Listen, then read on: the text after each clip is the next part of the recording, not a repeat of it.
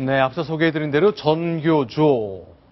오늘 정식 법의 테두리 안에 있는 노조가 아니라 법 바깥에 있는 노조라 하는 판결이 행정법원에서 나왔죠. 그 내용 좀 정리해 주십시오. 네, 지난해 10월 고용부가 전교조를 향해서 이제 법 외 노조 통보를 했습니다. 즉 법적으로 지위를 보장받지 못하는 단체를 인정한 건데요.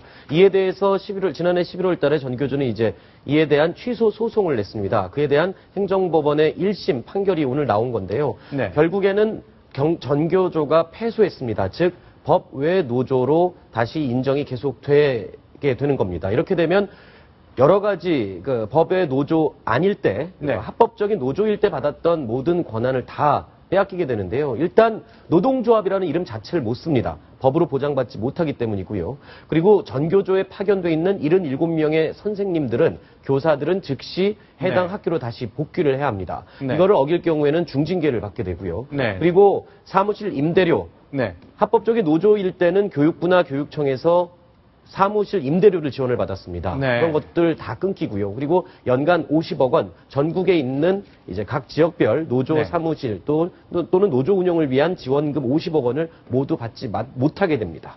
자, 며칠 전부터 전교도에서는 단직 농성까지 하면서 법원을 압박하는 행동이 쭉 이어졌었는데요. 네. 자, 일단 행정법원의 판결이 오늘 나온 건데 네. 이게 최종 결정은 아직은 아닌 거죠? 아닙니다. 행정법원이 2심이기 때문에 네. 이제 대법원에서 판결이 확정이 되면 네. 이제 아까 말씀드린 대로 합법적인 노조로서 누릴 수 있는 권한을 모두 빼앗기게 되는 겁니다. 그래서 전교조는 지금 적극적으로 다시 이제 투쟁에 나서겠다고 나섰고요. 그리고 이제 걱정되는 부분이 최근에 이제 지방선거에서 전국 17개 교육감 가운데 13명의 진보 성향의 교육감들이 당선이 됐지 않습니까? 네. 그래서 지금 교육부에서는 지침을 내렸습니다.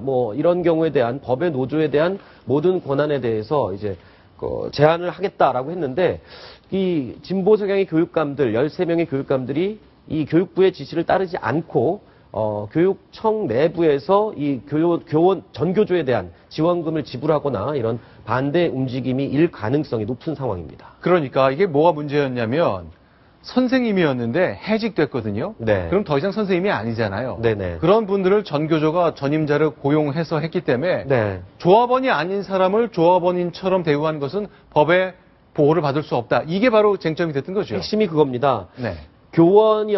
교사였다가 해직된 사람을 전교조에 가입할 수 있게 되면 법원에서는 이렇게 판결한 겁니다. 교원이 아닌 사람을 조합원으로 받게 되면 노조의 자주성과 독립성이 훼손이 되면 학교 교육에 파행을 겪게 된다. 결국엔 피해는 학생들이 다 보게 되기 때문에 이런 부분에 우려가 있어서 이번에 전교조에 대해서 이제 패소 결정을 내린 것으로 이렇게 밝혀지고 있습니다. 알겠습니다. 네. 자, 지금 모습, 교조 탄압에서 굴하지 않겠다고 지금 보이시는 코스형을 기는 분이 김영훈 전교조 위원장인데요. 네네. 자, 어쨌건 교육감 13분이 전교조와 아주 밀접한 연관이 있는 분이 이번에 당선됐잖아요. 네. 법원에 일단 야당에서는 어떤 반응을 내놨고 이런 전교조 출신 교육감들은 어떤 반응을 내놨는지 굉장히 궁금하네요. 네. 네.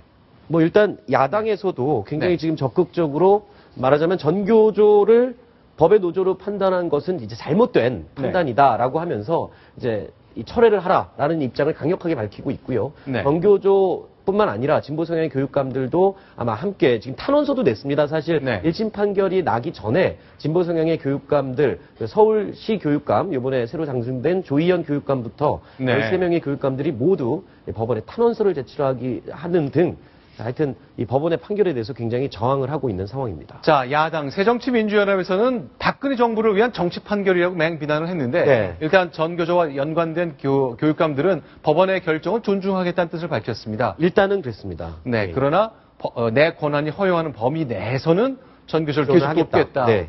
이런 평가를 내놨죠. 그런데 많은 분들이 전교조를 걱정하고 있습니다. 왜냐하면 우리 아이들, 우리의 미래와 직접 연결된 거잖아요. 수업 시간에 교실에서 어린 아이들이 정말 건강하고 밝은 생각을 선생님들께 들었으면 하는 우리의 바람이 있지 않습니까? 그런데 최근에 나왔던 세월호 전국에 나왔던 전교조의 영상을 보면 이렇게 편을 가를 수 있나 싶을 정도의 내용이 있거든요.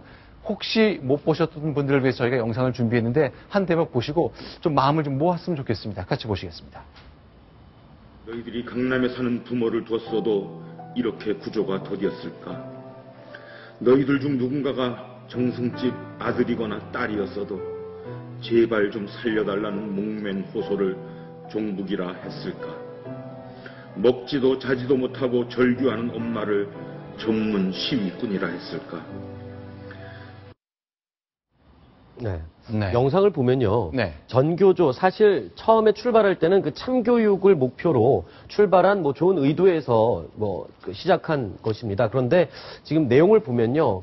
방금 세월호 영상에서도 보면 부자와 가난한 자들의 어떤 대립 그리고 무조건 이 사회가 잘 사는 사람과 못 사는 사람의 갈라짐 이런 네. 식으로 사회를 이렇게 갈라놓는 듯한 네. 이런 식으로 몰고 가거나 아니면 너무 좌편향됐다거나 아니면 사회 현상들을 교육 현장에서 있는 분들이 너무 정치적으로 해석을 하는 부분이 좀 강한 부분 이런 점들이 조금 아쉬움을 자아내고 있고요. 그렇지만 정교조 교사들이 또 다 그런 건 아닙니다. 그렇죠. 진짜로 열성적으로 학생들한테 희생을 하고 교육에 전념을 하는 물론 정교조 교사들도 있죠. 근데 정교조가 갖고 있는 이런 전체적인 성향과 색깔 때문에 이런 논란이 좀 있는 것 같습니다.